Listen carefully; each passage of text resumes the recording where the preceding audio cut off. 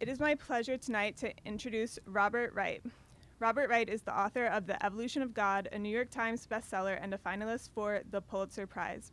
His other books include The Moral Animal, which the New York Times Book Review named one of the 10 best books of 1994, and Non-Zero, which Bill Clinton called astonishing and instructed White House staff members to read. In 2009, Wright was named by Foreign Policy magazine as one of the top 100 global thinkers. He is visiting professor of science and religion at Union Theological Seminary in New York. It is editor-in-chief of the websites bloggingheads.tv and meaningoflife.tv. You can take his free online course, Buddhism and Modern Psychology, starting September 4th on Coursera.org through Princeton University. In Why Buddhism is True, Robert Wright draws on new findings in evolutionary psychology and neuroscience to trace suffering to fear, anxiety, and anger, the strong emotions that alerted our ancestors to danger and helped them survive. Meditation can provide us with the clarity to see the inherent meaninglessness of these drives and dispel their power over us. Publishers Weekly says, Wright fascinates readers with this journey through evolutionary psychology in search of answers to the question of whether Buddhism's diagnosis of the human condition is true. Wright's joyful and insightful book is both entertaining and informative, equally accessible to general audiences and more experienced practitioners. Please join me in welcoming Robert Wright to Politics in Prose.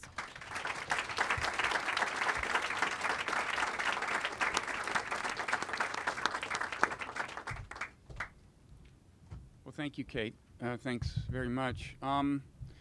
And thanks to Politics in Prose for hosting me. I used to live in Washington. In fact, I lived about a mile from here. And I know what an important community resource Politics in Prose was then, and I'm sure it still is now. Yeah, round of applause, sure. Use the mic. I have to say, when I lived in D.C. in the late 80s and 90s, if you had asked me to estimate how many Washingtonians I thought you could get to turn out for a talk on Buddhist meditation, I would have guessed fewer than this. In fact, would you mind if I took a picture of this? No, seriously. Because every once in a while, my wife doubts my importance.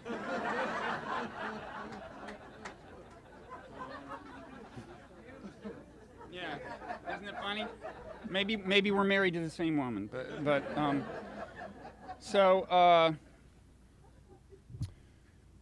there are two explanations I can think of for why you would get a bigger crowd for this than I might have thought. One is that meditation has actually gotten more popular since the 90s, including mindfulness meditation, which I talk about in the book. And the other explanation is that maybe there's been a development in American politics that has left people more desperately seeking the peace of mind that meditation is said to bring. And I actually do think mindfulness meditation has an important kind of relevance to this moment in American politics, this moment of intense polarization, in a moment when we have a president who is more controversial than the average president. But I don't think it's just that it can kind of provide a cocoon of kind of peace amid the storm. I think there's a subtler contribution that it can make, and I hope to have time to talk about that a little at the end. First, I want to quickly give you an overview of the book.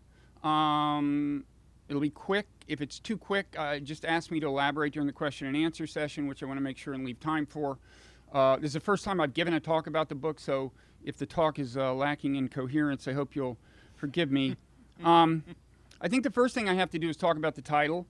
In the past, I've written books with ambitious titles, arguably grandiose titles, arguably grandiose to the point of being obnoxious. But I have to say, I think this is a personal best. Why Buddhism is True. I've really outdone myself. So I want to talk about the title in a way that I hope will leave you not considering it obnoxious. First, it's not about what you might call the supernatural part of Buddhism, reincarnation and so on. I focus on the naturalistic part, that is to say, claims in Buddhist philosophy and psychology that you could appraise from the point of view of modern philosophy and modern psychology. That's what I do in the book. Now, second, you might ask, like, what what is it that I'm saying is true about Buddhism? What part of Buddhism? There's a lot of Buddhism. Well, it seems to me that one claim that is close to the center of Buddhism, fairly broadly speaking, is that the reason we suffer and the reason we make other people suffer is that we don't see the world clearly.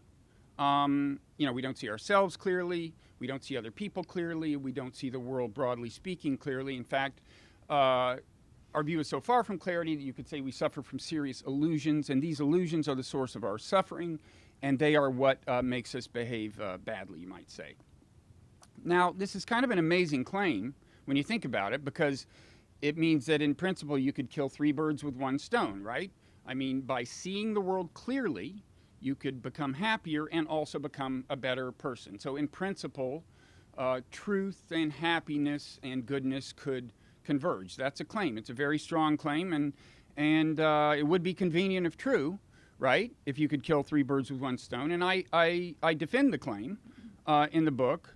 Now, one thing about Buddhism is it doesn't just claim that in principle you could solve the problem that way, that in principle you could kill 3 birds with 1 stone. It actually provides the stone. It offers a regime of practice, and you might say education, that is supposed to lead to more clarity of vision, less suffering, and better behavior. Now, the practice includes meditation, and I talk a lot about meditation in the book, especially mindfulness meditation. And there's a tendency, I think, to see mindfulness meditation as kind of therapeutic, right? I mean, you hear about mindfulness-based stress reduction, dealing with anxiety, and so on. But I really think that even if that's the way you're using meditation, you're not as far as you might think from really serious spiritual and philosophical exploration. I think there's a natural connection between any kind of mindfulness meditation and really deep and in some ways radical claims that are made by Buddhist philosophy. And in the book I try to provide enough philosophical context to convince you of that. So I'm defending both the Buddhist diagnosis and the Buddhist prescription. Now, I'm not the first person to say that Buddhism is true. Many people have said it over the past 2,500 years, notably Buddhists. And I'm not the first person to say I can explain why it's true. Many Buddhist philosophers have done this. But obviously, the premise of like slapping this title on a book is that I have something new to say about that. And you might ask, who am I to say that after 2,500 years of pondering this, I have some sort of fresh insight? Well, I have good news for you. I don't claim that like I went off and meditated and saw through the core of reality and was visited with some revelation that I'm going to share with you. I don't claim any special illumination at all. What I claim is that there is a kind of illumination of the logic behind these Buddhist claims that just was not available until very recently. Okay, and I'm referring to modern psychology, and in particular, modern evolutionary psychology. Now, I wrote a book some time ago, I don't know, 23 years ago or something, while I was living in Washington, called The Moral Animal, that was about evolutionary psychology. And while writing the book, I noticed a couple of things about human nature. And one is that we are not designed by natural selection to see the world clearly, necessarily, okay? If you ask what is the criterion by which natural selection engineered the human brain, the human mind, the answer is that the sole criterion at the top of the agenda was getting genes into the next generation. Traits that were conducive to getting genes into the next generation, natural selection favors, period. Whether they make you see clearly or not. Now, obviously, in many cases they do make you see clearly. We have a pretty good visual perception of the world, and that you can see why natural selection would favor that, right? You don't run into things, you don't fall off of cliffs. But even here in the realm of kind of simple visual perception, there are distortions of perception that are built in. So, for example, people tend to overestimate the speed at which large objects are approaching them. In the modern environment, it's cars. In the environment of our evolution, it might have been large animals or some guy with a spear, who knows. But it's pretty easy to guess why this is, right? I mean, better safe than sorry. It's better to get out of the way too soon than to get out of the way too late. Now, this is a pretty trivial example of a built-in distortion of perception, misestimating the velocity of something. But the point, I'm just making the point that if illusion of any kind will help get genes into the next generation, then natural selection will favor illusion. And I think some of the illusions that have been favored by natural selection correspond pretty well to some of the big illusions that Buddhism posits. Illusions about the self, and whether there is one in some sense, and illusions about other people in particular, and to some extent other things. So the other thing I noticed in writing that book is natural selection definitely did not design us to be happy. You may have noticed that gratification tends to evaporate, right? And again, it's not hard to imagine why that would be. I mean, if you imagine some animal that eats a meal and then is so contented that it just lies there forever, well, that it will get no more nourishment, right? Natural selection doesn't want that. And of course, when I say what natural selection wants something, I'm just, personifying it. It doesn't think, but it does have implied values and goals. Same with sex. If you have sex and bask in the afterglow forever, that's not good enough. Natural selection wants you, for good measure, to have sex, some more times. So, if animals are going to stay motivated, they cannot be enduringly gratified. And I assume this sounds familiar to everyone, unless you're very different from me. There are more specific examples of how natural selection doesn't, quote, care whether we're happy. So, if you look at fear, I mean, suppose you're walking through some terrain that you've heard is snake infested. Or you heard somebody got bit by a snake and died. Well, probably if you hear the brush rustling at all, you're going to get scared. And if it rustles and like some lizard runs out, you may well briefly see a snake when there is in fact a lizard.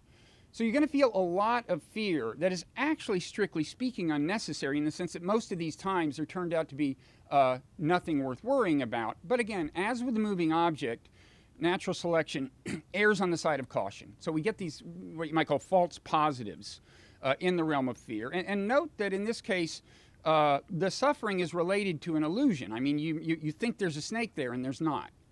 Now, to make things even worse, so already we have a correspondence, right? Buddhism says we are prone to suffering, that gratification is fleeting, and we don't see the world clearly. Natural selection says, modern evolutionary biology says that you would expect animals to be built that way.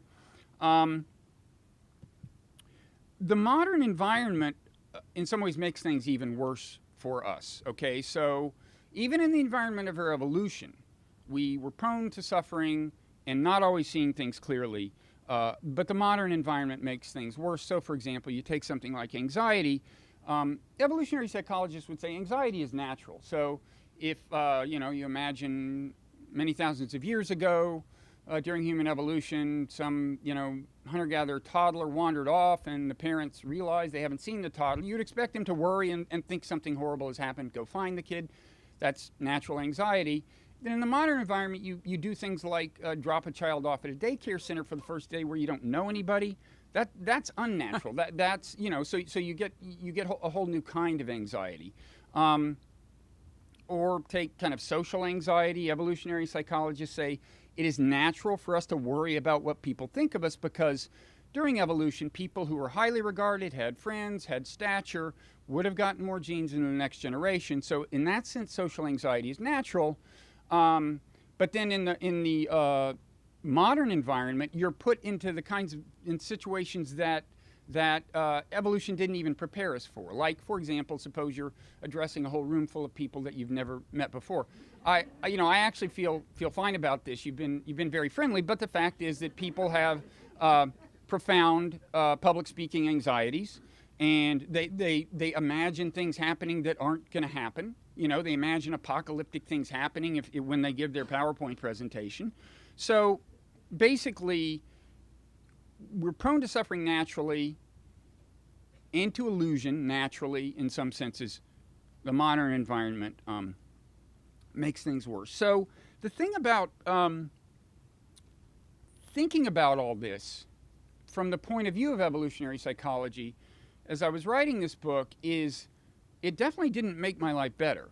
I mean, it made me, if anything, more acutely conscious of kind of the absurdity of the human predicament, and more conscious of how unjustified some of my feelings were, especially feelings toward other people that, you know, natural selection engineered into us. It's like the way you would think about a rival, say, but it has no basis in objective reality.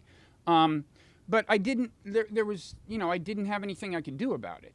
You know, there was so if anything, I was in a way less comfortable than ever, more aware of my shortcomings and various absurdities and unpleasantnesses, but I had nothing to, you know, to do about it. Well, I mean, you might say I'd found the truth. At least I believed it was the truth. I believe natural selection accounts for a lot of this stuff, but I hadn't found the way, you might say. Well, Buddhism offers a way. So for whatever reason, now I was not a natural meditator by any means. I have short attention span, I'm fidgety and so on. I'd never had any success meditating. Finally, somebody convinced me to go to a meditation retreat. This was in 2003. It was a 1-week silent meditation retreat. And it was amazing to me. I mean, the first 2 days were incredibly frustrating. Couldn't focus on my breath and so on. But by the end of the week, I felt my consciousness had been transformed. I had a whole new appreciation of the beauty of various things. I was much less judgmental about people. You know, I remember, like, at the beginning of the retreat, I was doing my usual thing of just sizing up people I don't know at all and deciding who the jerks are and who the jerks aren't. You know, I remember there was a guy wearing a Juilliard t-shirt, and I was thinking, oh, well, aren't we special? We went to Juilliard. And by the end of the retreat, I was much less inclined to do that. I mean, it really was. It was really, I was just a better person, much happier person. I'm not going to say that it's easy to sustain that state of consciousness at the end of a meditation retreat. Some of you have probably been to retreats, and you know that the benefits are probably going to wane in intensity and will only last at all if you sustain a daily practice. But anyway, it really got my attention, and so did some specific experiences I had at the retreat.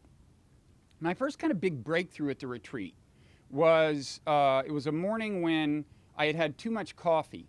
And so I had this, you know, this feeling in my jaw, this kind of clenched jaw feeling, you know, like you're really stressed out. It was really uncomfortable. And I was sitting there meditating, and I just kind of wanted to get away from it. I wanted it to go away. And then I remembered, well, what you're in theory supposed to do is just kind of accept it, observe it, don't run away from it. And so I did that. And by now I'd gotten pretty good at focus. You know, this was several days into the retreat. And a strange thing happened. It was like suddenly I just thought, well, the feeling is down there in my jaw, but I'm up here, and it doesn't have any, it's not causing me any trouble at all. I was still observing it. The feeling persisted for a while, but it was no longer unpleasant. And in principle, that kind of thing can happen. It is, you know, I've had experiences like that with anxiety. Again, it doesn't always happen. I guarantee you, I'm not free of anxiety, but I've had times when I meditated on anxiety, and a kind of a knot of anxiety inside me suddenly looked as if it was just like a piece of abstract art or something. It was just, I was completely indifferent to it. So that got my attention. There did seem to be something to this claim that meditation can help you with suffering. Now, again, this stuff sounds kind of therapeutic, I guess, dealing with anxiety, dealing with stress. So I want to say a couple of things. First of all, I don't have time to elaborate on this. I think this kind of experience, dealing with emotions, where there's a kind of, ironically, you quit running away from them, accept them, experience them more deeply, and ironically, that gives you a kind of critical distance from them. this kind of experience, I think, is in a way a step on the path toward what Buddhists call the experience of not self, which is a very dramatic experience that most meditators probably never have. Those who have it may not carry it into everyday life. If you're curious in Q&A, you can ask me about not self. The other thing I want to talk about relevant to this retreat is the Buddhist concept of emptiness. This is a kind of a misleading term. When people say, the Buddhist, according to Buddhists, clear perception is to see the emptiness of things, and that's like, what does that mean? And if you ask them to give you a definition, they say, well, things lack inherent existence. That doesn't make a whole lot of sense. So let me just tell you an experience I had on my first retreat that I think captures what is actually meant by the term and what the actual significance kind of in human affairs is. So I was taking a walk and I saw a weed. It's called a plantain weed. And I had actually spent a lot of time trying to kill plantain weeds. In fact, at this house, only a mile or so away from here, a lot of time, because I didn't want to use chemicals. So I was like digging them up, one by one. And I looked at it and I thought, why do we even call this a weed? Like, this looks just as beautiful as all the other foliage. And, by what objective criteria would you call this a weed, whereas these other green leafy things are not weeds? And I wasn't just making an analytical point that there are no objective criteria. It was a deep perceptual feeling. Okay, there was something different about my perception of a weed. And the way you would put it in terms of Buddhist philosophy is to say it no longer had essence of weed. Okay, another way of putting the doctrine of emptiness is to say that we shouldn't, we are inclined to project essence onto things. Essence of weed, essence of anything, essence of my car, essence of my dog, essence of cars generally. And the point being made is that these are actually artificial categories, constructs, and they kind of very subtly infiltrate our perception in ways that I think involve feeling. And the claim is that a more objective view of reality does not feature essence. Okay. Now, and by the way, people who really adept meditators, I interviewed a number of people who have clearly gone well down the meditative path. Some of them say they feel emptiness all the time, and they say something that I'm saying about this is that it's not what it sounds like. They say, if anything, things are more beautiful. Things are less unlike one another, but they're more beautiful. They are luminous, and so on. Now, in closing, I just want to get back a little, by way of emptiness and essence, to this question of the current political moment. Because, essence, it's not that big a deal whether you see essence of weed in a weed. But when you see, like, essence of bad person in a person you consider bad, the stakes are much higher. Or essence of enemy in someone you consider an enemy. And it seems to be the case that the essences we perceive in people can trigger cognitive biases that influence the way we process information about them. How am I on time? Well, when did I start? Like 5 after? Okay, so just a few more minutes. So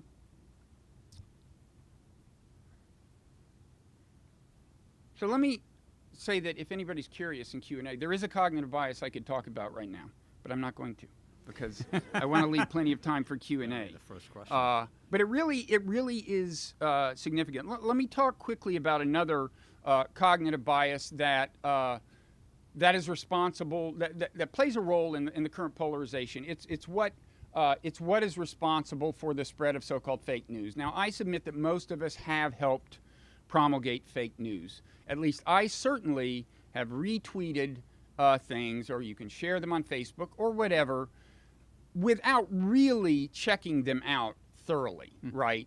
Because I so much wanted them to be true, because they reflected unfavorably on the other guys, or they reflected favorably on my side. But the point I want to make is that it was a feeling. It felt good. You know, when you retweet or share something on Facebook, it's usually driven by a feeling, and this cognitive bias is known as confirmation bias. The idea that we accept and attach credibility to news that favors our side of the argument, and don't notice or reject news that favors the other side of the argument. That's called confirmation bias. And this is one of the things that that drives the fake news on both sides, that drives the polarization. And as in so many things, there is, as I said, a feeling involved. In fact, I think one of the correspondences between traditional Buddhist psychology and modern psychology is the recognition of how subtly feelings influence cognition. And mindfulness meditation, one thing it does, I think, is make you much more aware of how feelings are influencing your behavior, and the kind of feelings that various people are kind of giving you, and how that's influencing the way you think about them. So I actually think mindfulness meditation can, in this sense, make you a better citizen in a certain sense. Now, I could elaborate, but instead I will just do two things quickly. One is to plug a website I just started called mindfulresistance.net. I happen to be someone who is not a big Trump supporter. There may be some Trump supporters here. That's fine. 3 of my 4 siblings voted for Trump. We're still speaking occasionally. But the idea here is that even if you don't meditate, the idea is meditation could help you think more circumspectly about kind of Trumpism and respond to it more wisely. But even if you don't meditate, just circumspection is good. I think there's a certain amount of overreaction on my side of this argument that sometimes it isn't just that it helps Trump, it's that it deepens political polarization generically, which I just think is a bad thing. So anyway, there's that. We have a weekly newsletter at mindfulresistance.net. If you go there and sign up for it, it will be emailed to you.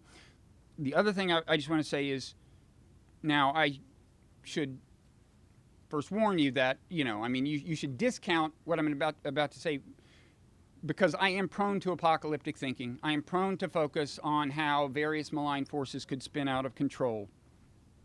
But I think it's at least possible that we're at a point in history where the only alternative to deeper strife and chaos is for people to become more aware of how their minds work, including the subtle ways that feelings infiltrate their cognition, trigger cognitive biases, and so on, and how their minds are really, in important ways, distorting the perception of reality.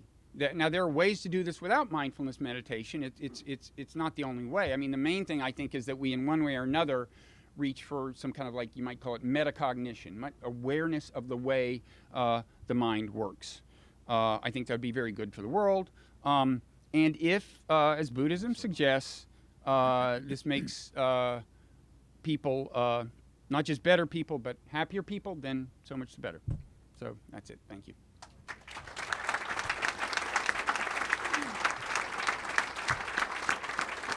Do you want to call on people, or should I? Oh, okay. That's good. So I guess you can come up to the microphone if you have a question. You need to talk more about your approach toward Trump and that essence, and how you approach that. Well, I mean, one thing I actually haven't done a lot, which I should try to do, is like sit down when I'm meditating. I do meditate, and actually meditate on Trump. I mean, I have had experiences through meditation where people I considered kind of mortal enemies, I thought of in a new light. And this wasn't through, like, so-called loving kindness meditation. That's a specific kind of meditation devoted to that. It's just that I think mindfulness meditation can allow you to just have a more objective take on things. So I've had success thinking about enemies in a non-hostile way and really viewing them in a totally new light. Not that I have a ton of enemies, but in any event, that's one thing. So that's one thing some people do, and I think in principle that could work. Now, do you want me to say more about what I think a mindful approach to Trumpism would be? No, I'm curious about the essence. You talked about the essence and how you would. Oh, the cognitive bias thing? Right. I think so. Okay, well, this is what I think is one of the most interesting cognitive biases, and it tends to be triggered by putting a person in a particular category. Okay, it was originally called the fundamental attribution error, and the idea was we tend naturally to attribute too much to people's dispositions in explaining their behavior and not enough to the circumstances shaping their behavior. So you're at a store, you see somebody is rude to the clerk, and you say, that's a jerk, right? That's what we tend to do. Whereas for all you know, they just found out they had a fatal disease, or they had a bad day at the office, or who knows? You just don't know. But we tend to attribute things to disposition rather than to circumstance.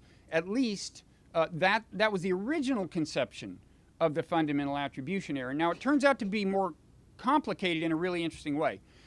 The way it works is this.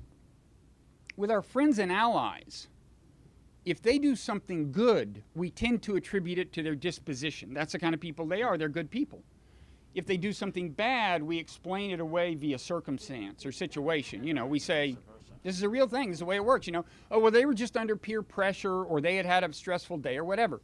With enemies and rivals, it works the other way. If they do something bad, we attribute that to their disposition. That's just the kind of people they are. Of course, they did something bad. They're bad people. If they do something good, we explain it away. They were trying to impress somebody, or whatever. And this has real consequence. I mean, I think in the run up to a war, it's one reason it's one reason people who favor the invasion really want to demonize the leader of the country, because if you've got them in that box, then they can't get out of it. Once anything they do that's good, you'll explain away, and anything they do that's bad will reinforce the image. In the context of political polarization, you see the same thing. I mean, once we have, as we do now in America, virtually two tribes who have each other, in a very unflattering category, it's going to be hard for them to get out, right? If you hear that they did something nice or good, you'll explain that away as not really reflecting on the essential them. And that's the kind of thing that locks you into political polarization once you're there. So that's the cognitive bias I was thinking of that seems to be triggered by the essence we attribute to people. Do we get that friend and ally vibe from them, or that enemy rival vibe from them? Thank you. Is this working? Yeah.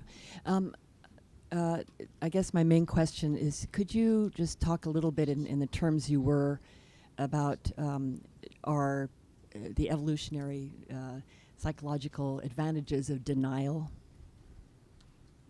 Well, we deny a lot of things about ourselves. For example, you can imagine, Bennett, if you just mean like not facing unpleasant information, you can imagine some virtue there. But I think when it comes to, from just the point of view of maintaining psychological health, I guess, but when it comes to thinking of ourselves, we have a pretty systematically warped view of ourselves. And in fact, the cognitive bias I just mentioned, you can imagine how it plays out with us, right? When I do good things, that's me. When I do bad things, I didn't have my nap. And there's a whole range of biases that apply to the self that I get into in the book. I mean, it turns out that the average person considers themselves above average. Like the Lake Wobegon thing. It's true. People, particularly in moral categories, how good a person are you? Fairly large majority of people consider themselves above average, and of course that can't be the case.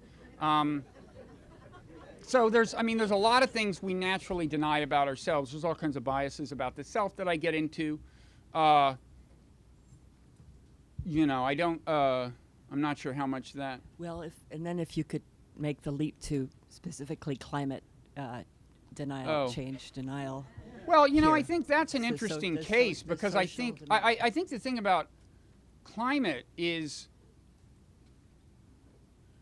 you know, once you're in a tribe, I mean, some people, the first thing they heard about climate change was it's the other tribe that thinks it's real, or it's the other tribe that doesn't think it's real. I mean, face it, very few of us actually have looked deeply into climate change, right? I mean, almost everyone accepts their view on some sort of authority in some sense. I happen to believe it's real, but it's just the human mind, you know, we haven't all exhaustively investigated the basis for all our beliefs. We tend to go with people we trust, and when that's a tribe, and when moreover the belief on an issue is like an important marker for the tribe, right? Then that's what shapes your belief. So to me, you know, to me it's not so much an issue of denial. I think denial in some sense works in both directions. I mean, I think, and this is one thing you know, with this mindful resistance thing, I really encourage us all to inspect the way our own biases are affecting our processing of the information here and our view of the other people. I agree with you. Yeah. I was kind of getting at that. Yeah. So Interesting. Yeah. The tiger in the rushes, in the fishing village. I think. yeah. No, thank you. So I'm in a Vipassana community, Mm-hmm. and I discovered it by accident. It's wonderful. We for should me. say to people, Vipassana is a kind of It's a type of- meditation it's that's kind of now closely associated with mindfulness. It's not exactly the same thing, but right. So that's getting to my question, and that question is, I've discovered it by accident, and it's been life-changing for me. But I don't know about other meditation Buddhist or a-religious Buddhist groups that I could look into. I don't know of those, and I'm wondering if you could say something about, well, there are groups like this around. Would that be advertising for you, or? well, I mean, as it happens, I've done you know, of the kind of like, I guess 7 meditation retreats I've done, 6 have been in Vipassana. That's basically my tradition. Now there is Zen, which is different. I went to a Shambhala retreat. That's different. That's in the Tibetan tradition. You know, the kind of stereotype is, you know, Zen is for poets, Tibetan is for artists, and Vipassana is for psychologists. And I think I do of course, all stereotypes are at best exaggerations, but the part about Vipassana being good for psychologists, I think, is true. I think it was the right thing for me to do writing this book, because it's a very analytical, well, I'm kind of conflating it with mindfulness here, but and this is true of mindfulness, it's an analytical practice that helps you view the workings of your mind. So when you were talking about disposition versus circumstances, the question pops up in my mind, so there's no such thing as evil? Is there any such thing as evil? Or good, for that matter? Yeah. I thought I was going to get off easy and just have to explain evil. Sorry. But no, I have to do good as well. I would say that, you know, Buddhism has been accused of being nihilistic. Not that everyday Buddhists go around saying nothing matters. In fact, everyday Buddhists think that all sentient beings are precious. That's a fundamental belief.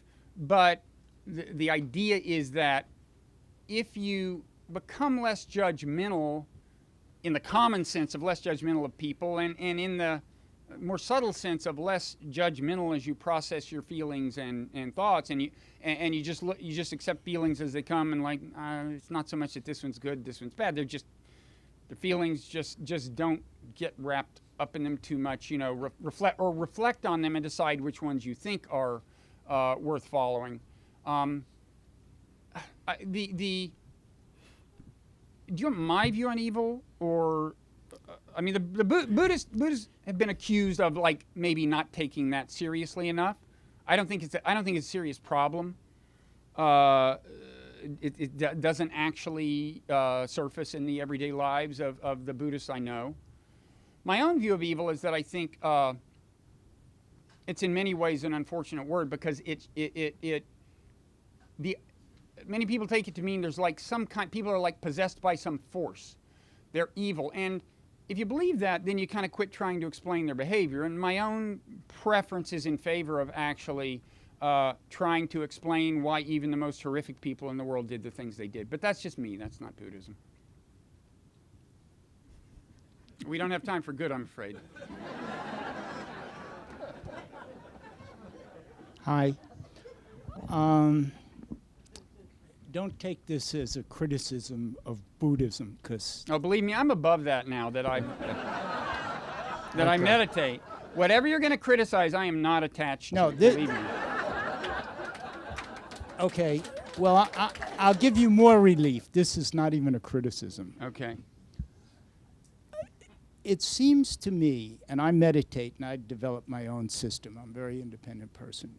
It seems to me, though, that it's almost time to move a little bit beyond Buddhism, because what we know with physics now and quantum physics and a lot of the other sciences, we can grapple with being a human being. In other words, if we spend a lot of time picking our cognitive self apart, that in itself sort of becomes an anxiety activity.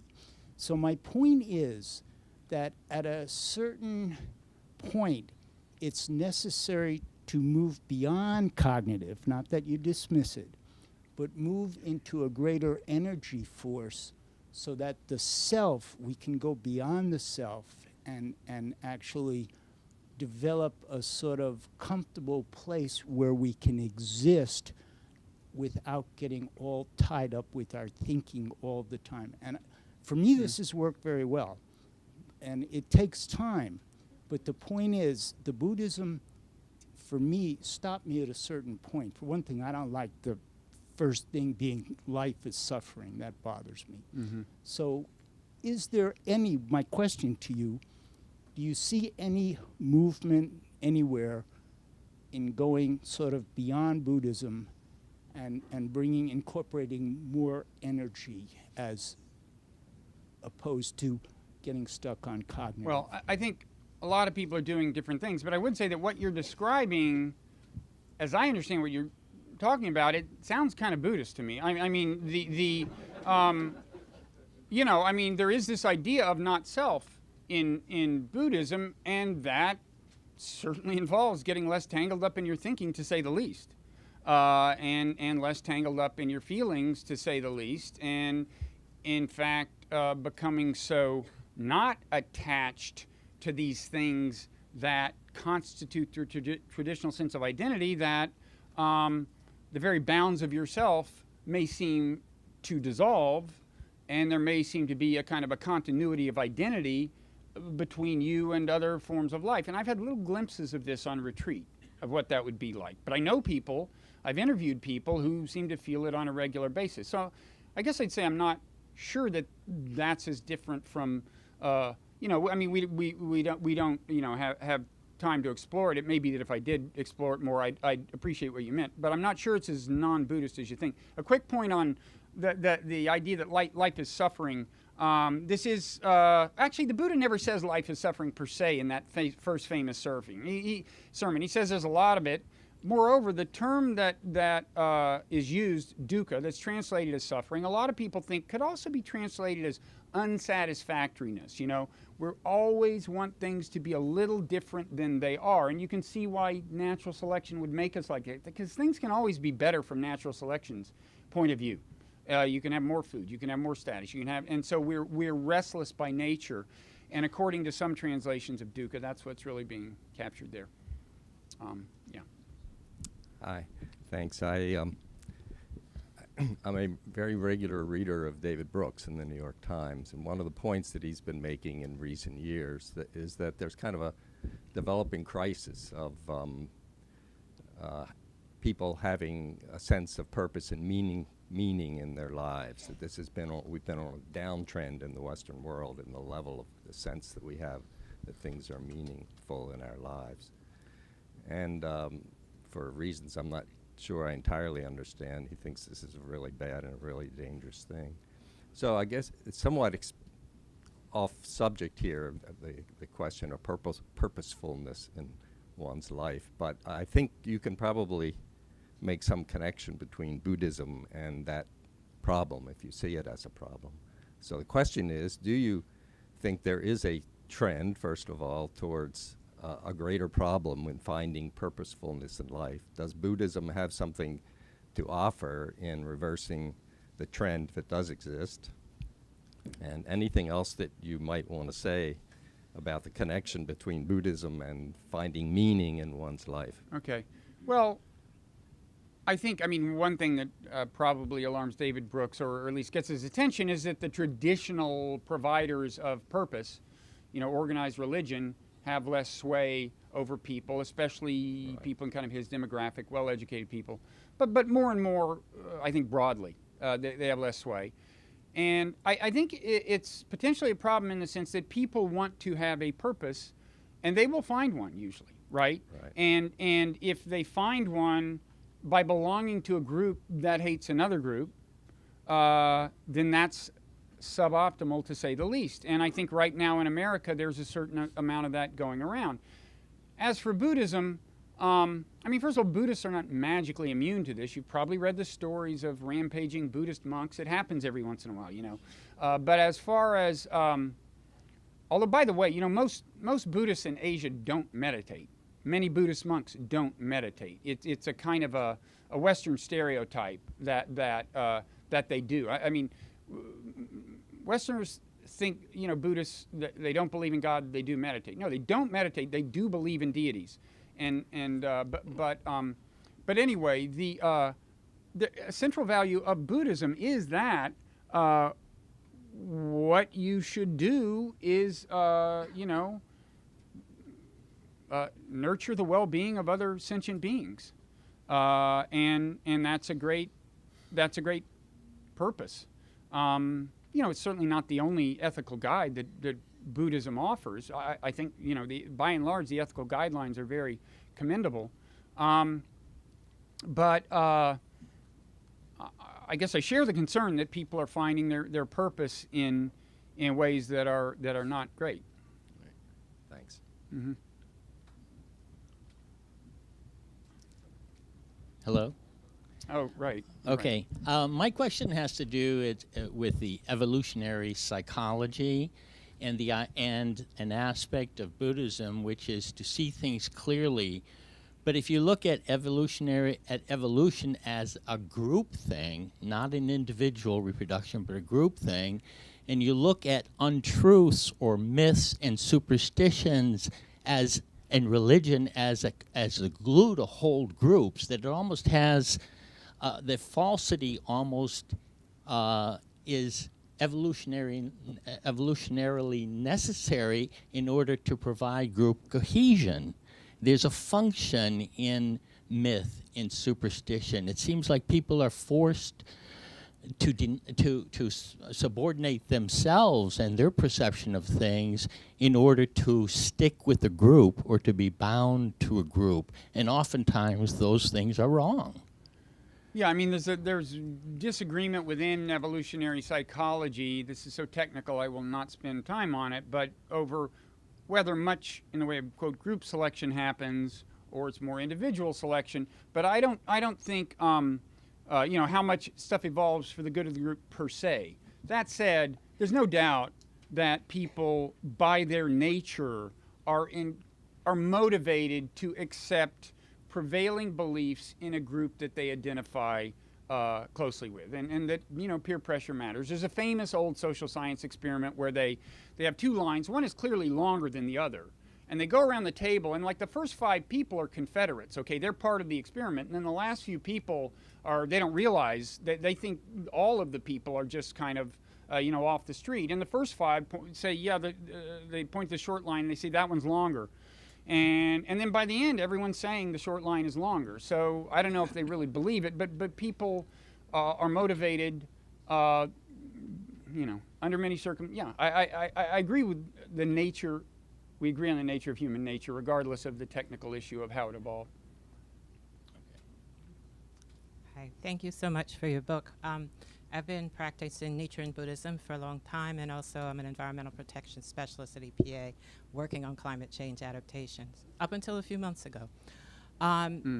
What I'd like to know is, during your interviews, did you talk to people who were involved in the White House meeting of Buddhist leaders 2 years ago? There were about 80-some people from 60 different Buddhist traditions, and they issued the Buddhist charge for climate change, and also a statement about racism and justice. And I didn't know whether you talked to any of those folks at all. I didn't. I mean, I may have, but I didn't know that they were part of that group if I did. All right.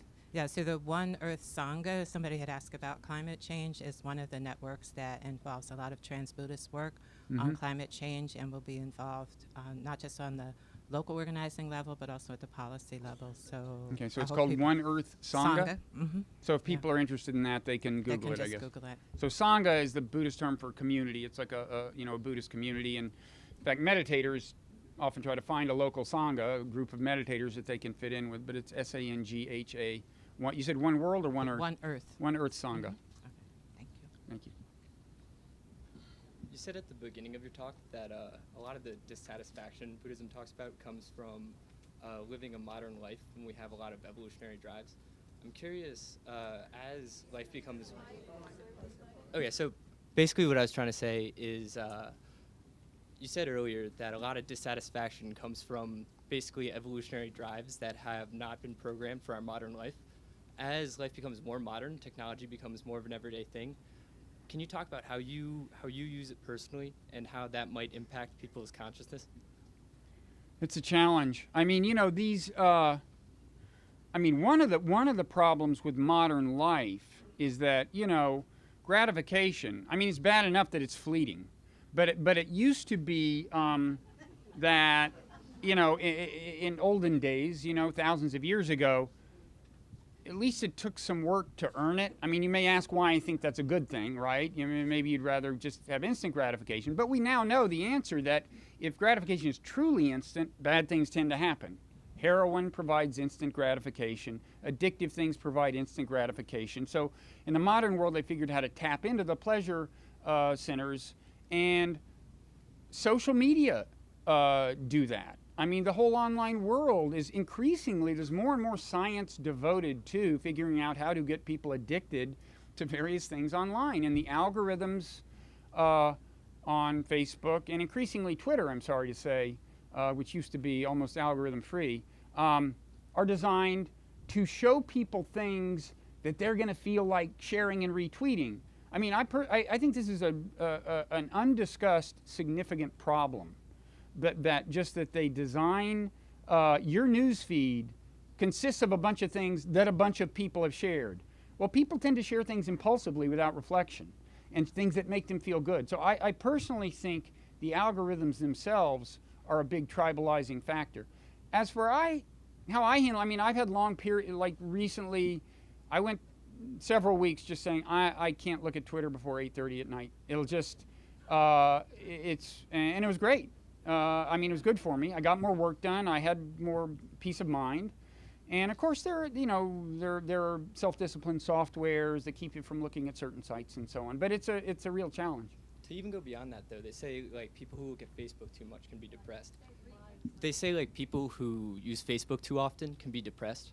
Do you think that like as we grow and understand more of this, it's an ethical responsibility on companies like Facebook and Twitter and Instagram to kind of take into account the potential negative mental health effects they're having on people? Yeah. Okay. Then I don't see any signs that they're really taking it seriously, honestly. I mean, they respond to the latest thing they're accused of doing. So, like, fake news becomes a problem. So they say, okay, we're going to, like, get a bunch of people to try to ward off fake news. But the fake news problem, I think, has this deeper, it's in the nature of the algorithm that people are encouraged to share, to see things that they'll, it's just the way, it's like the way they put junk food at the checkout counter. That's what Facebook's algorithm is like. Hi, Bob. I finished the book last night, really enjoyed it. Thank you. So I had a couple of questions here. One is about, can you talk about modular mind? And also, can you talk about feelings as the glue that reinforces the self? Okay. Quickly, the modular mind is a model of the mind that emerged largely from evolutionary psychology. In the book, I argue that it's very consistent with the Buddhist concept of not self, and it's consistent with some specific things that you may have heard meditation teachers say, especially on retreat. They'll say things like, thoughts think themselves. And what they mean, they're describing the way it feels after you meditate a lot and are less attached to the various contents of your mind, and you start going like, wait a second, I didn't think that thought. It just showed up, and then it disappeared. And according to the modular model of the mind, that's actually true. So in this model, there are all these subterranean modules that are specialized. There's the one in charge of impressing prospective mates, or the one in charge of getting you some food, or whatever. All these different things, and they're kind of competing in a certain sense for airtime. And the one that wins gets to inject its thought into your consciousness. And it's in the nature of, well, I would say it's in the nature of the kind of illusion that natural selection built into us to take possession of the thoughts, to assume that we actually, to identify with them, take ownership, say, yeah, that's my thought, but actually the process of generating them is much more decentralized. Did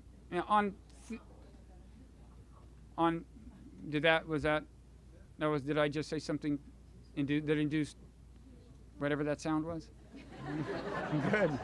Good. On feelings, I mean, yeah, well, let's just talk about thoughts. I mean, in general, again, I think the role of feelings in cognition and in governing our behavior in everyday life is really underappreciated. More and more modern psychology appreciates it. This fact has been implicit in Buddhist psychology forever. Mindfulness meditation makes you more aware of it, of how subtly feelings influence you. And a good example is these thoughts that float by. You come to realize that thoughts come with feelings. You know, there may be no such thing as a thought that you don't either like or dislike. And in fact, an argument I make in the book is that actually the strength of the feeling associated with a thought is what determines which thought wins. And that for the reasons that the brain would be designed by that way by natural selection. But yeah, feeling is the glue that attaches us to thoughts, I think. And that's why I think, you know, these serious meditators, I mean, if any of you haven't been to a retreat, went to a meditation retreat, a mindfulness retreat for a week, you'd probably get to the point where you were identifying less closely with feelings, and they were just kind of floating by, and they weren't so much good or bad, they just were.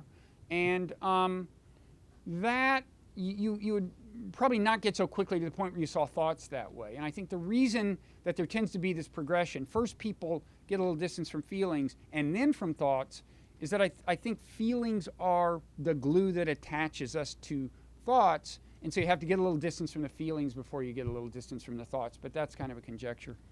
Are we out of, okay? First of all, I want to apologize for the question a little bit. I read the book, and I'm very much interested in it. I'm personally searching for sort of some kinds of answers that Buddhism and everything might be able to handle.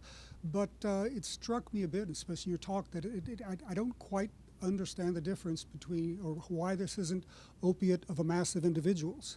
And a big part of evolutionary psychology is how humans have been so tremendously social, and that's why we're able to outcompete all the other humanoid groups and the other animals because of our tremendous social capabilities. And especially in this day and age, we need social movements to really try to put right what's definitely off tracks. And it seems like this approach is just a hyper-individualistic way of going about it, and I just don't see how that will work in this day and age. So are you afraid that meditation will drain people of their passion for justice or their passion to change the way things are? Is that part of the concern? Yes, it'll absorb a lot of their energy in looking inward. Yeah. It's conceivable that could happen. And frankly, I've known people who I thought had gone so far down the path that things didn't trouble them that I thought should trouble them. They were so good at coping with their environment. In my experience, that's very rare. And just speaking for myself, I am so far from that. I mean, my challenge is just maintaining enough clarity of vision and equanimity that I can pursue the things that I think are important in an effective and balanced way, and not like gratuitously insult people along the way because they disagree with me and stuff like that. So I just think it's hard to look at America right now and say that the problem is an excess of peace of mind and equanimity, right? I mean, you know, if that day comes, I will launch a crusade for more passion, but I don't think we're there. But it's an actual thing that can happen. It really is. And it's true that, you know, Buddhist practice can be an individual thing, although people find it much easier to sustain a practice if they do find a local community, and that's what's best. And there are, you know, I should say, there is such thing as socially engaged Buddhism. It's an actual, I'm affiliated with Union Theological Seminary in New York. They now have a degree program in Buddhism. It's a very ecumenical place, and a big emphasis there is socially engaged Buddhism. And right now we're trying to organize an event there later in the fall involving me and a few other people on this very subject. So I guess that's it. Thanks.